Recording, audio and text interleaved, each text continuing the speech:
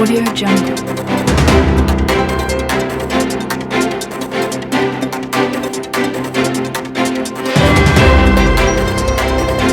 Audio Jungle.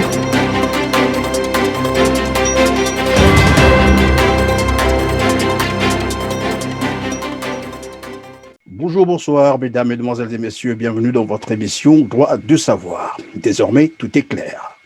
Le corps électoral pour le premier tour de l'élection du président de la République du Congo est convoqué le 17 mars 2021 pour le vote des agents de la force publique et le 21 mars 2021 pour le vote général. Cependant, les voix se lèvent déjà du côté de l'opposition pour contester les conditions d'organisation de cette élection majeure qui manque de transparence, selon certains opposants qui eux aussi ont déjà annoncé leurs intentions de candidature. Voilà dans quel climat les Congolais s'apprêtent à aller voter l'homme qui prendra les destinées du Congo-Brazzaville pour les 5 prochaines années. Avec moi sur ce plateau, M.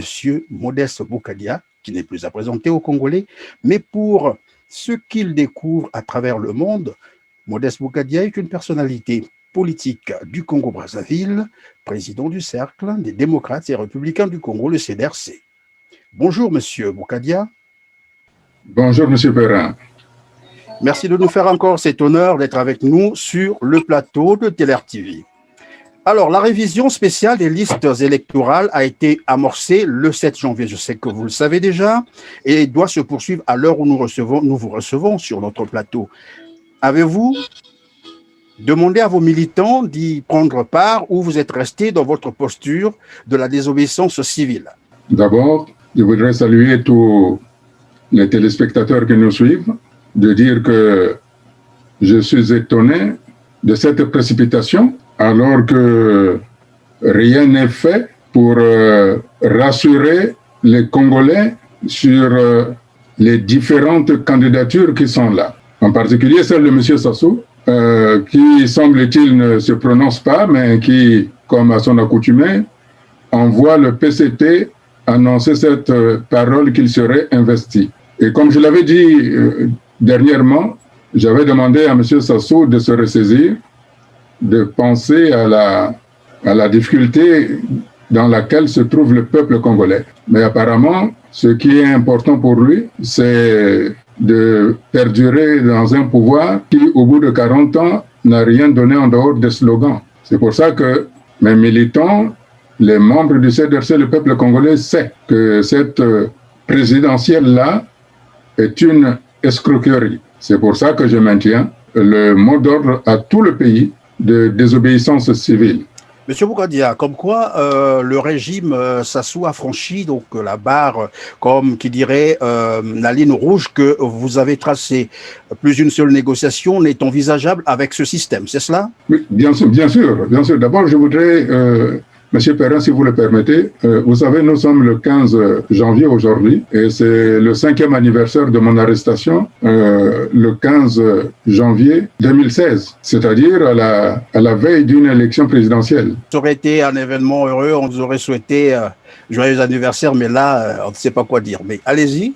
Mais justement, c'est pour vous dire que j'ai été arrêté parce que je demandais un gouvernement d'union nationale parce que le pays s'enfonçait. Donc aujourd'hui, M. Sassou fait fi de la souffrance du peuple. Et donc, je constate qu'il a franchi la ligne qu'il n'aurait jamais dû franchir. Et il sait que ce que je fais, je l'annonce d'abord. Et je continue de dire que c'est une erreur grave de sa part d'avoir franchi cette ligne rouge, quoique lui-même il ne l'a pas encore annoncé, parce qu'il y reste des difficultés majeures, celui de trouver le financement de l'organisation de l'élection présidentielle, mais je ne suis pas là. Moi, ce que je constate, c'est que comme je le lui avais demandé, qu'il s'annonce lui-même qu'il serait candidat. Maintenant que le PCT l'a investi, j'ose penser qu'il va l'annoncer au peuple. On peut donc attendre probablement qu'il va annoncer sa candidature. Mais je le souhaite pour lui, mais quoique pour moi, ça n'a pas d'importance. Ce que je sais, c'est que il n'arrive pas à voir la souffrance du peuple. Moi, je suis dans cette souffrance-là. Hein. Vous voyez comment est devenu le Congo? Pointe-Noire a les pieds dans l'eau, Dolisie a les pieds dans l'eau, Brazzaville a les pieds dans l'eau, Makwa a les pieds dans l'eau, et il veut organiser une élection comme ça. Il y a des fonctionnaires qui n'ont pas touché de salaire depuis au moins 30 mois. Il y a des retraités qui n'ont pas touché leur dû au moins pendant 30 mois aussi. Et il y a des gens qui n'arrivent pas à trouver un billet de 500 francs pour pouvoir manger. Et il y a toute cette violence qui est là. Enfin, c'est pour ça que je dis que soit M. Sassou ne voit plus la réalité du pays, il faut donc le ramener à cette réalité-là. Il faut le ramener à cette réalité, c'est-à-dire qu'il soit conscient que le peuple est en train de souffrir. Et peut-être que de son sommeil dans lequel on l'a plongé, il va se rendre compte qu'effectivement le pays se trouve dans une situation très difficile. Monsieur Sassou sait que je ne dis rien par plaisir. Je pense que le moment est venu pour que les responsables politiques qui ont l'ambition d'amener le peuple congolais vers un devenir mieux que ce qu'ils ont actuellement, doivent se ressaisir pour qu'on se retrouve et qu'on semble en chasse cet empereur-là. Au bout de 40 ans, tout ce qu'il a fait, c'est de tuer toute une population. Et ce n'est pas moi qui le dis. Je lui ai demandé pour qu'il fasse sa candidature, sa déclaration de candidature. Il faut qu'il nous dise s'il a atteint l'objectif qu'il s'était fixé le 20 juillet 2000, lorsqu'il avait organisé une réunion à Oyo, où il avait dit qu'il fallait qu'il réduise une certaine quantité de la population du pôle, parce que le pôle était trop peuplé. Il y a M. Ernest Ndala, qu'on surnomme Graille, qui s'était opposé à cette absurde décision. Et M. Sassou l'avait menacé. Et nous avons constaté... Vous êtes formel sur cette déclaration-là? Absolument, absolument. Et d'ailleurs, M. Ndala est là. Il avait été pris à partie par M. Sassou, il avait même menacé. Et aujourd'hui, nous avons constaté, d'ailleurs, ça n'a étonné personne, M. Jean-Dominique Okemba lui-même a confirmé cette option-là, parce qu'il a dit qu'ils ont brûlé le pôle et le ciel n'était pas tombé. Et il y a l'agence IRIN qui a pris les photos satellites, qui a montré des villages entiers qui ont été détruits. Donc aujourd'hui, la question que je pose, c'est de savoir s'il a atteint l'objectif qu'il s'était fixé le 20 juillet 2000 à Oyo, de réduire la population du pôle. Et par conséquent, pour savoir s'il l'a réduit, ce n'est pas la révision des listes électorales qu'il faut. C'est un recensement général pour que nous sachions effectivement qu'il a atteint le quota qu'il s'était fixé dans la destruction des populations du pôle, combien il en reste. Voilà. Donc, vous pensez que la révision spéciale des listes électorales qui a été annoncée est une manière de dissimuler ce qui s'est passé dans le département du pôle? La réduction dont vous parlez de la population de la partie sud du Congo? Vous savez, pour faire une révision, il faut un recensement. On ne sait pas. On ne sait pas qui va aller sur les listes électorales, voir si son nom existe. Le mieux, pour que son élection soit crédible, il faut qu'il organise un recensement général de la population de l'habitat. Et ce que je dis ici, je pèse mes mots. Monsieur Sassou doit organiser un recensement général de la population de l'habitat, parce que nous devons savoir combien ont disparu dans la région du pôle et dans le reste du pays. C'est à partir de là... Mais est-ce pour autant dire que M. Boukadia, aujourd'hui, monte au créneau comme pour vouloir demander les comptes à M. Sassou pour cette décision de juillet dont vous parlez? Et comment vous entendez vous organiser? C'est en allant contre cette partie qu'il représente, lui? Non. Monsieur Sassou veut devenir président ou veut rester président. Sans savoir pourquoi, il veut devenir président ou rester président. Je lui demande un recensement général de la population de l'habitat pour qu'il puisse établir le PIB qu'il va affecter à chaque citoyen de ce pays afin qu'il ait un budget qui lui permette de développer le pays. Comment va-t-il développer le pays s'il ne fait pas le recensement général de la population et de l'habitat?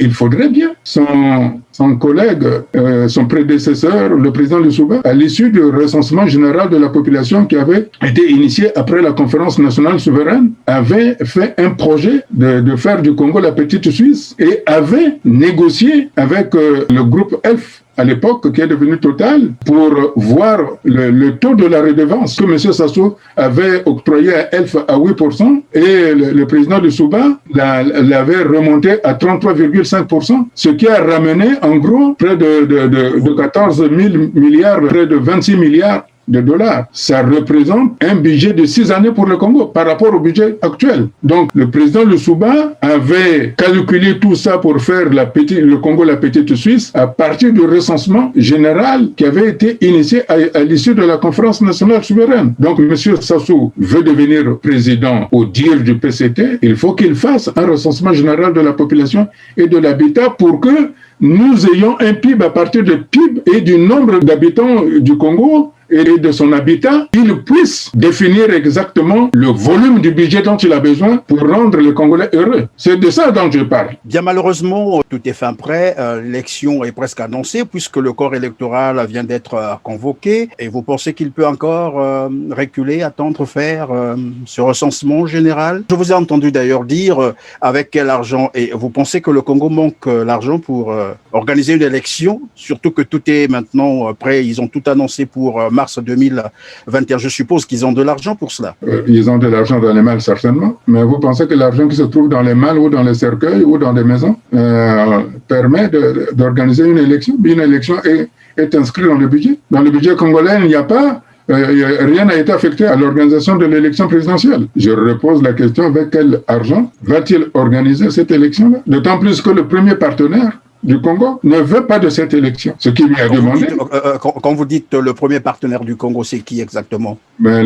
Qui aurait dû financer ces élections? La France. La France n'est pas d'accord. La France lui avait demandé de mettre en place les conditions de se retrouver pour faire un pouvoir de transition. Si la France avait dit non, faites vos élections, il y a longtemps que les campagnes auraient commencé. Monsieur Perret, quand j'étais candidat en 2009, les campagnes avaient commencé dès 2008, novembre 2008. Et aujourd'hui, nous sommes à 3 jours de l'élection. Il n'y a que des intentions. C'est aujourd'hui qu'ils ont publié les conditions. On ne sait même pas quelles sont les conditions en dehors de la caution qu'ils ont fixée. Vous dites que la France aurait demandé, disons, au pouvoir de Brazzaville, de créer les conditions d'apaisement. Est-ce que ce n'est pas de cela que le ministre de l'Intérieur, Raymond Zéphiré Mboulou, venait de faire état dernièrement, lorsqu'il interpellait, bien entendu, les acteurs politiques du Congo-Brazzaville à l'apaisement? Je ne sais pas si M. Mboulou fait allusion à la décision de la France qui demande un climat réel d'apaisement, et je ne sais pas si c'est pour ça que M. Jean-Dominique Okemba a été convoqué au Quai d'Orsay. Je n'en sais rien. Ce que je sais, c'est que Paris, la plus grande capitale africaine du monde, n'est pas pour cette élection-là. Paris souhaite qu'il y ait un climat d'apaisement au Congo. Pourquoi l'Élysée s'ingérerait-il dans les affaires du Congo? C'est pas la première fois. Paris sauvegarde ses intérêts. Et pour ses intérêts, la France pense qu'il faut trouver des voies et moyens pour éviter un éclatement du Congo. Vous savez, la dernière fois, j'avais dit, si on veut faire un passage en force, surtout que M. Théophile Obenga a bien reconnu que lorsqu'une seule tribu, une famille ou un clan gère les affaires d'un pays, ce pays n'est plus envisageable dans son unité intégrale. Ça veut dire que ce clan-là, c'est-à-dire la famille de M. Sassou, considère les autres Congolais, qu'ils soient du nord comme du sud, comme étant ses esclaves. Nous ne devons pas être dans cette situation-là. C'est pour ça que quand le ministre Mboulou, dont je reconnais des analyses réelles, puisque le 5 janvier dernier, 5 janvier 2021, chez lui, en présence de M. Sassou, il a fait venir des dignitaires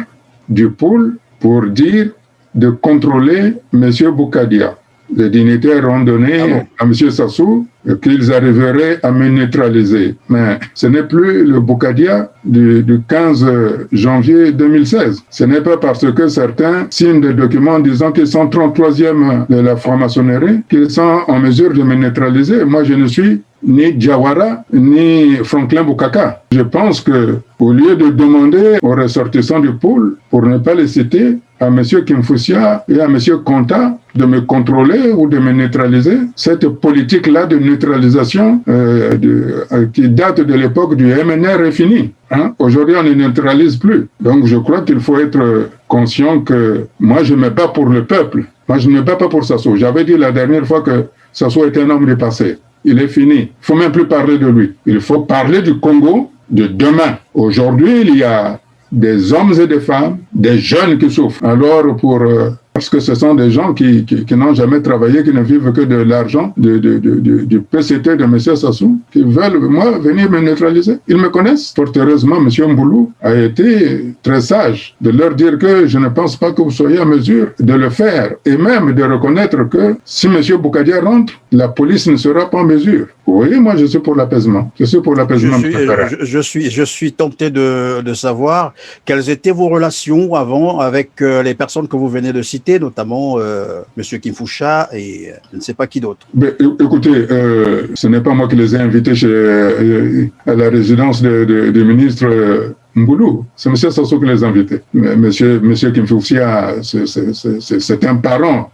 Quand il habitait en France, il est venu chez moi. Nous avons mangé ensemble. Nous conservons de relations cordiales, fraternelles. Qu'il participe à une réunion où semble-t-il qu'il faut me maîtriser, il faut me neutraliser. Ça non, ça je n'accepte pas. Et je ne pense pas. Les noms sont odieux et vous avez cité des noms. J'espère que c'est en conséquence que vous le faites et que vous avez les éléments d'appréciation pour ce genre de déclaration. Mais dites-moi, pendant que vous vous érigez pour une désobéissance civile, il y a tout de même certains opposants qui ont déjà annoncé, comme je l'ai dit, d'entrée de jeu, leurs intentions de candidature. Et ils vont certainement confirmer leur candidature d'ici au 21, puisque c'est le 21 que s'ouvrira la liste des candidatures. Que pensez-vous de ceux-là qui veulent aller aux élections, ces opposants qui ont accepté aller aux élections? C'est de leur droit, mais je voudrais vous rassurer, Monsieur Perrin, je ne cite pas les noms pour faire plaisir. Je dis bien que... Il y a aussi Mathias Nzon. Je ne cite pas les noms pour faire plaisir. Je confirme que le 5 janvier 2021, à la résidence, à la maison de Monsieur Mboulou, il y a eu une réunion de dignitaires qu'on appelle les dignitaires du pôle, où Monsieur Sassou leur a demandé de savoir qu'est-ce que Monsieur Boukadia entend-il par faire éclater la vérité. Et ils l'ont rassuré en disant ne vous en faites pas, on va s'en occuper. Ce que je dis, je le maintiens et je suis prêt. Si ce que je dis est faux, qu'il porte plainte. Mais moi, j'ai les éléments matériels, comme ce que j'ai dit tout à l'heure pour le 20 juillet 2000. Vous savez, j'ai demandé la conférence internationale pour aplanir les choses. Mais comme les gens franchissent la ligne rouge, alors chacun fait ce qu'il sait faire. Et je pense que quand je dis ça, le général Gilbert Mokoki sait de quoi je parle, puisque quand on avait assassiné mon neveu, à l'époque où il était directeur de la sécurité présidentielle, M. Sassou l'avait dépêché pour venir me voir. Et je lui avais dit clairement les choses. Donc aujourd'hui, M. Sassou a franchi la ligne rouge qu'il n'aurait jamais dû franchir. C'est pour ça que, quel que soit ceux qui se présentent à l'élection présidentielle, c'est de leur droit le plus absolu. Moi, mon droit le plus absolu, qui, dans le souci majeur est le peuple, je demande à la population, peu importe ceux qui seront candidats, de ne pas aller voter. Et je maintiens, s'il y a des gens qui pensent qu'ils vont faire le plein de voix dans la région de Poul, qu'ils ont l'habitude de sacrifier le temps là, ce temps est fini. L'exemple de M. Kolela, parce qu'il compte sur les voix du Poul. Mais quand on est député du Poul, on s'occupe de sa population. À l'issue des élections de 2016, quand M. Sassou a mis en œuvre son plan décidé le 20 juillet 2000, qui a été confirmé par M. Jean-Dominique Okemba d'avoir brûlé le Poul et le ciel n'est pas tombé. Lorsque RFI a donné un micro à M. Parfait Kolela, le fils adoptif de M. Sassou, il a regardé ailleurs. Il a dit, je ne sais pas ce qui se passe dans le Poul. Alors que des milliers de gens étaient en train de mourir dans les forêts. Vous savez, je vous ai dit que moi, je suis fier d'être Larry. Comme les gens doivent être fiers d'être Bembe, Mboshi, Kouyou, Makwa, Tsangi, Vini. Il faut être fier. Et dans ma culture, Congo, Monsieur Parfait Kolela, moi, et dans ma culture, on dit qu'il ne faut jamais laisser la famille que Balabambuta, puisque Balabambuta, ça veut dire que lorsque Monsieur Bernard, Monsieur Parfait Kolela ne se soucie pas de la famille de son père, parce que ce n'est pas de son intérêt. Il utilise la famille de son père. C'est pour ça que nos ancêtres nous ont dit de ne jamais laisser l'enfant du père gérer la famille de son père. Donc, M. Kolela, quand tue les Lari, ça ne lui dit absolument rien. Il est étranger à ça. Il est dans la logique de M. Sassou. Donc, si M. Parfait Kolela veut être candidat, c'est son droit. Mais il doit d'abord commencer la campagne électorale dans la partie nord du Congo, chez son père, adoptif. Pourquoi vous l'appelez par le fils adoptif de Sassou Nguesso? Ce n'est pas moi, c'est M. Bernard Kolela qui a dit à M. Sassou, voilà le fils que je te laisse. C'est pas moi, c'est son père qui lui a donné à M. Sassou. Oui, mais M. Boukadia, on a beau être le fils de quelqu'un, mais lorsqu'il s'agit de la politique, chacun a ses opinions. Je l'entends bien. En 2016, semble-t-il qu'il avait gagné les élections. C'est ce qu'il avait dit. Il s'est présenté devant, il est allé jusqu'à l'Union africaine pour porter plainte. Il a même fait un recours à la Cour suprême du Congo. Où en est le résultat? Mais vous savez, aujourd'hui, c'est un triste anniversaire pour nous. Mais je connais les affres de la prison. Mais M. Parfait Kolela a eu des challengers. M. Okombi Salissa et le général Mokoko, qui était aussi candidat. En 2016, quand lui, semble-t-il, avait gagné. Et le général Mokoko devait être le second. Mais il est en prison parce qu'il avait été candidat. Donc, logiquement, M. Kolela, par souci d'être solidaire, comme l'avait fait le président Jacques Opango lorsqu'on a mis en prison le président Youlou, il devrait, qui en mission à Rome, en mission d'État à Rome, avait suspendu sa mission pour venir au Congo, pour être prisonnier en même temps que le président Youlou, puisqu'on avait dit que le président Youlou avait volé, et lui aussi l'avait dit. Puisque le président Youlou a volé, moi aussi j'ai volé, mettez-moi en prison. Il a été solidaire. Et c'est là où je dis que M. Jacques Opango est un grand homme politique. Donc, M. Parfait Kolela devrait être solidaire du général Mokoko et de M. Okombi Salissa. Et pourquoi ça serait Parfait Kolela d'être solidaire au général Jean-Marie Michel Mokoko et non les autres? Parce qu'ils ont mené le même combat, M. Perrin. Mais oui, le général Mokoko n'est pas en prison parce qu'il a volé. Le général Mokoko n'est pas en prison parce qu'il a fini. Il est en prison parce qu'il s'est proclamé vainqueur ou deuxième de l'élection présidentielle. Il s'est proclamé ou bien c'était cela la réalité? Ça, il faut demander à M. Parfait Kolela. Si c'était ça la réalité, M. Kolela ne devrait pas être candidat parce que le même schéma va être remis en place. Parce qu'aujourd'hui, si par inadvertance, ce dont je ne crois pas, que M. Kolela gagnait, M. Sassou sortirait le dossier de l'argent qu'il a détourné lorsqu'il était ministre de la fonction publique. M. Sassou a sur la table le dossier des détournements de fonds qu'il a fait. Est-ce que vous pouvez nous en parler un peu plus en clair? C'est quoi? De la fonction publique. Dans le budget de fonctionnement de son ministère, il avait confondu que c'était l'argent du ministère. Il pensait que c'était l'argent de sa poche. Donc, est-ce que c'est de ça dont ils se sont entretenus? Vous avez eu l'idée sur le montant? 6 milliards. 6 milliards de francs. 6 milliards de francs. C'est ça ce qui fait que aujourd'hui la question se pose. Donc, dernièrement, ce que je n'arrive pas à comprendre d'ailleurs, il n'est pas le seul. Il y a Madame Onaré aussi qui a critiqué cette politique de la Commission nationale de l'élection. Monsieur Parfait Kolela a écrit un commentaire là-dessus disant que la Commission nationale n'obéissait pas à la Constitution. Donc, si on critique l'organisme qui va organiser ces élections-là, on ne peut pas être candidat. Quand il critique la Commission, aussi curieux que cela puisse paraître, dans la nuit du dimanche 10 janvier au lundi 11 janvier, M. Parfait Kolela se retrouve avec Sassou. De quoi ont-ils discuté? Dans la nuit vous avez dit? Dans la nuit du dimanche 10 janvier au lundi 11 janvier. Ça pourrait être 2 heures du matin à 5 heures du matin. À ces heures-là, de quoi ont-ils parlé? Ils pouvaient parler de la politique et de la vie du pays, non? En pleine nuit, de 2 heures du matin à 5 heures du matin? Soit. Est-ce qu'ils ont parlé? Ont-ils parlé peut-être du développement du Congo, de l'unité nationale, du nombre de morts à faire dans le pool, parce que le pouvoir de M. Sassou, ce n'est pas rester, ce n'est pas la présidence réelle. C'est asseoir son pouvoir qui se fait dans d'autres dimensions. C'est ça. C'est la raison pour laquelle, à chaque élection, M. Sassou est obligé d'engager des guerres contre le pôle. Parce que s'il n'y a pas ces guerres-là, son pouvoir n'est pas assis. Est-ce que c'est de ça que M. Parfait Kolela et M.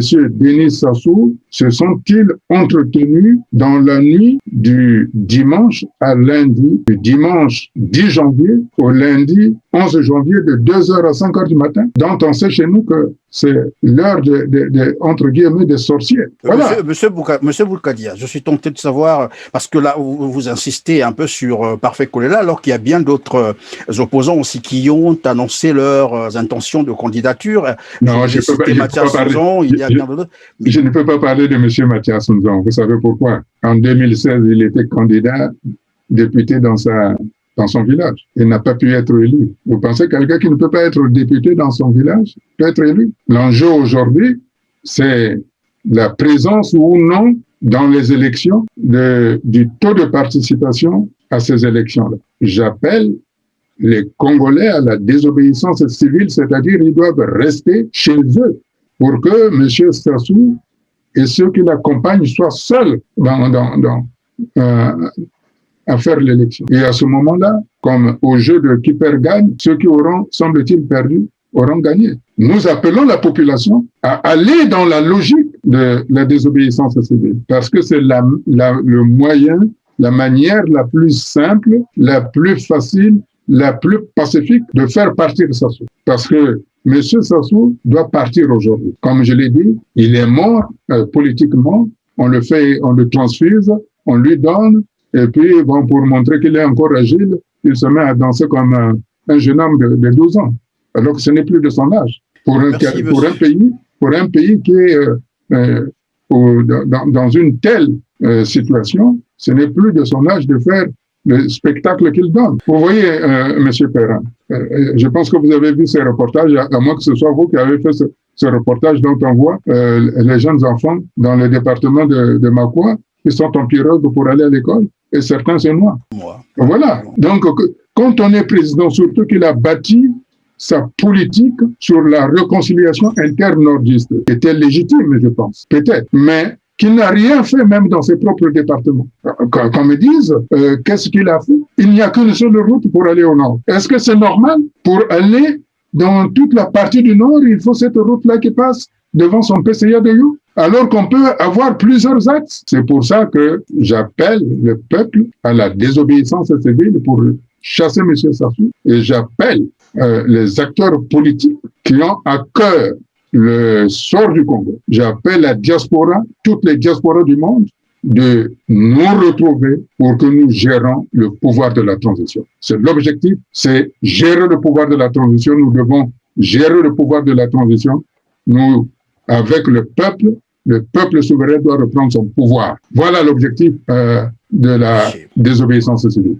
Monsieur Boulkadia, on vous reconnaît aussi comme ce politicien qui, généralement, a des déclarations mais vraiment tendancieuses et qui apparaît souvent à l'orée des élections majeures. Est-ce qu'on peut croire que monsieur Boulkadia est sérieux cette fois-ci dans ce qu'il est en train de dire, ou bien c'est comme à l'accoutumée où on apparaît à l'orée, comme je l'ai dit, des élections et après on disparaît? Non, monsieur Perrin, je ne peux pas vous laisser dire ça. Je n'ai jamais fait de déclarations tendancieuses à l'orée des échéances électorales. Quand j'étais arrêté, quand on arrêtait les membres de mon parti, il n'y avait pas d'élection. J'ai toujours été actif dans la vie politique congolaise. Moi, je ne suis pas de ceux-là qui restent là et au bout dès qu'il y a une élection, ils sortent. Je pense que je ne suis pas en train de faire des déclarations comme ça. Non, je redis, ceux qui me connaissent savent que j'annonce toujours ce que je dois faire pour que les gens ne soient pas surpris de ce qui se passe. J'avais demandé à M. Sassou de se ressaisir. Vous savez, je vais vous raconter une histoire. Il y a le président Bongo qui racontait à un ami, un parent, que le président Bongo, Omar Bongo, appelait affectueusement l'éternel étudiant. Il lui disait, je ne comprends pas les Gabonais. je suis le président. C'est moi qui nomme les membres du Conseil constitutionnel. C'est moi qui préside le Conseil des ministres. C'est moi qui leur fais, qui les nomme ministres. C'est moi qui leur donne l'argent pour devenir des candidats. Et ils veulent me remplacer. Mais je ne comprends pas. S'ils veulent me remplacer, il faut qu'ils ne viennent pas voter. Comme ça, la communauté internationale verra qu'il n'y a personne qui est allé voter le vieux Bongo. Ça, c'est le président Bongo qui le dit. Oui, mais Donc, quelle similitude avec le Congo? mais la plupart de, pour ne pas dire tous les opposants qui sont au Congo, ils sont sous la solde de M. Sassou. Donnez-moi un exemple d'un opposant qui a son entreprise, qui a son argent librement gagné par le sueur de son front. Il n'y en a pas. Donc, comment voulez-vous que ces gens-là puissent débarquer M. Sassou? La seule entité qui peut débarrasser du Congo M. Sassou, c'est le peuple. Il faudrait que le peuple cesse aujourd'hui, se ressaisisse pour devenir digne. On est en train de les humilier. On les humilie en les traitant de la sorte. Je pense qu'à un moment donné, il y a une limite de l'humiliation qu'on ne peut pas dépasser. Parmi ceux qui vont se présenter à cette élection, notamment certains opposants, ils disent qu'il faut un prétexte, même s'il faut engager une contestation après ou d'autres méthodes pour essayer de pousser ce pouvoir dehors. Il faut d'abord aller à l'élection et si jamais ils trichaient à ce moment-là, ils mettront leur plan B en marche. Vous savez, ne pas aller, c'est laisser libre cours, c'est laisser un boulevard libre au pouvoir actuel. Vous savez, ça c'est l'argument la plus facile qu'on utilise. Et ils ont fait ça en 2016, non? Qu'est-ce que ça donnait? C'est facile de dire, ah non, il ne faut pas utiliser, il ne faut pas pratiquer la politique de la chaise vide. Ça, c'est la facilité. Ils ne peuvent pas faire autrement puisqu'ils sont payés du même trésor. Donc, il leur dit, si vous ne venez pas aux élections, eh bien, vous n'aurez plus rien. Donc, ils sont obligés d'avancer cet argument-là. Non, nous devons nous présenter d'abord aux élections et puis, s'ils trichent, on va riposter, on va passer au plan B. Pourquoi ils n'appellent pas dès le départ ne participant pas aux élections qu'ils soient seuls? C'est la solution la plus facile pour ne pas verser du sang. À moins qu'ils aiment bien que les sangs des Congolais soient versés. Mais honnêtement, cette fois-ci, et ça, c'est pas une déclaration, j'espère qu'il n'y aura aucun mort à l'issue des élections qu'ils sont en train d'appeler d'y participer. Parce que tous ceux qui vont participer à cette élection seront responsables de ce qui pourrait arriver. S'il y a un mort d'un Congolais, ils seront responsables parce qu'on peut éviter ce mort-là en appelant le peuple à rester chez eux, à se confiner, puisqu'on les a confinés le 25 décembre, pour rien. On les a confinés aussi le jour de l'an. Les responsables politiques doivent appeler le peuple à rester chez eux. Et à ce moment-là, le PCT sera seul dans l'arène pour aller voter. Et là, ils ont réellement l'argument pour dire à la communauté internationale, nous passons au plan B. Parce que M. Sassou, depuis 40 ans qu'il est là, on ne voit pas les résultats. Son bilan est catastrophique. Son bilan est teinté de génocide. Son bilan est teinté de destruction des entreprises. Son bilan est teinté de crimes crapuleux. Une dernière question à vous, et c'est vraiment une insistance de nos téléspectateurs qui voudraient savoir cette énigme-là que vous entretenez, votre coq que vous devrez à Sassou Nguesso. De quoi s'agit-il exactement? Si vous pouvez leur en parler aujourd'hui. En tout cas, ils attendent. Quel coq? Vous avez longtemps dit Sassou, vous devez un coq. Et ils veulent savoir c'était quoi le coq en question. Est-ce qu'il vous a déjà rendu votre coq ou Vraiment, c'est très embarrassant parce que la dernière fois, j'avais déjà répondu à cette question. Oui, malheureusement, vous n'avez pas donné les détails. Vous avez préféré garder ça pour vous. Et voilà que les téléspectateurs se disent, ben non, nous, on veut savoir c'est quoi cette affaire. Écoutez, je ne souhaitais pas que les gens disent... D'ailleurs, je voudrais faire une parenthèse, si vous le permettez. Allez-y, oui, je vous en prie. Vous savez que les Congo et les Ngala s'entendaient très bien. Il n'y avait pas de différence entre les Bakongo et les Ngala. Celui qui a introduit cette différence-là, c'est M. Sassou. Lorsqu'ils ont assassiné le président Marien Ngouabi, ils ont dit que les Bakongo bombaient Marien Ngouabi. Et à ce moment-là, les Ngala ont regardé en terre de faïence les Congo. Imaginez que Sassou avait été assassiné. On aurait dit, ah, encore les Bakongo, bombaient Sassou Nguesso. Alors que les forfaitaires étaient eux-mêmes. C'est-à-dire, est-ce que vous pouvez être un peu plus explicite là-dessus, M. Boukadia? Mais je suis explicite. Je suis explicite. je dis que je ne souhaitais pas que ceux qui étaient les gardiens du pouvoir du Nord instrumentalisent encore les populations du Nord en disant que ce sont les gens du Sud qui ont tué Denis Sassou Nguesso. Voilà. Et donc, à partir de là, automatiquement, puisque j'ai empêché l'assassinat de Sassou par 2 fois, et comme cela est dit pour les chrétiens qui sont là, quand tu sauves quelqu'un, tu deviens son gardien. Ce qu'on appelle dans la culture Congo, quand tu sauves quelqu'un, cette personne-là te doit soit un cabri, soit un coq. Je pense que je fais explicite là. Ça se passe en quelle période, M. Boukadia? Monsieur Perrin. En tout cas, je vous pose là des questions que les téléspectateurs nous ont envoyées. Je suis malheureusement condamné à le faire, et ben voilà. Écoutez, vraiment, je pense que laissez-moi cette intimité. Je ne suis pas là pour faire une séance de psy. Ce que je sais, c'est difficile de perdre quelqu'un et je ne souhaitais pas que le peuple du Sud, le peuple du Pôle qui a déjà souffert d'une injustice à partir d'un assassinat programmé de Marien Ngouabi, souffrant en plus d'un assassinat de Denis Sassou Nguesso par ses propres parents en imputant cela aux populations du Pôle.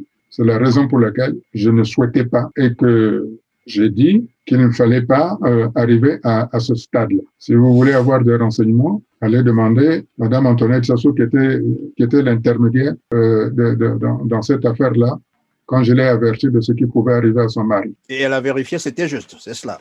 Pardon? Elle avait vérifié et que c'était juste ce que vous lui avez dit. Je pense, puisqu'il est en vie. Merci, Monsieur Boukadia, d'avoir répondu à nos questions, mais surtout d'avoir accepté notre invitation, à moins que vous ayez un mot de la fin, sinon... Oui, je voulais dire que nous sommes un peuple fier, courageux, travailleur, et que nous méritons un pays que nous devons chérir. Comme le dit l'hymne national, debout et fier, marchons la tête haute. Je pense que nous avons la capacité de nous retrouver pour trouver des solutions qui apporteront la paix, le bonheur et de voir vivre nos rêves les plus secrets, d'être Congolais qu'on doit respecter de par le monde. C'est en cela que j'invite les Congolais d'être au rendez-vous de la désobéissance civile le 21 mars 2021. Je sais que les Congolais sont conscients qu'ils sont dans la douleur, dans la souffrance. Ces souffrances-là ne peuvent finir que si le peuple congolais lui-même le décide. Et le 21 mars 2021, que nous tous Congolais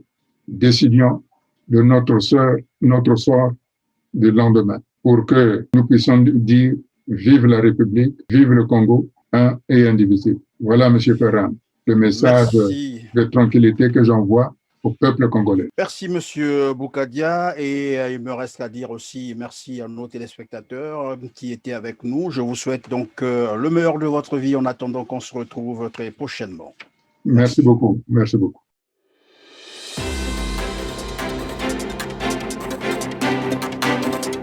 Audio Jungle.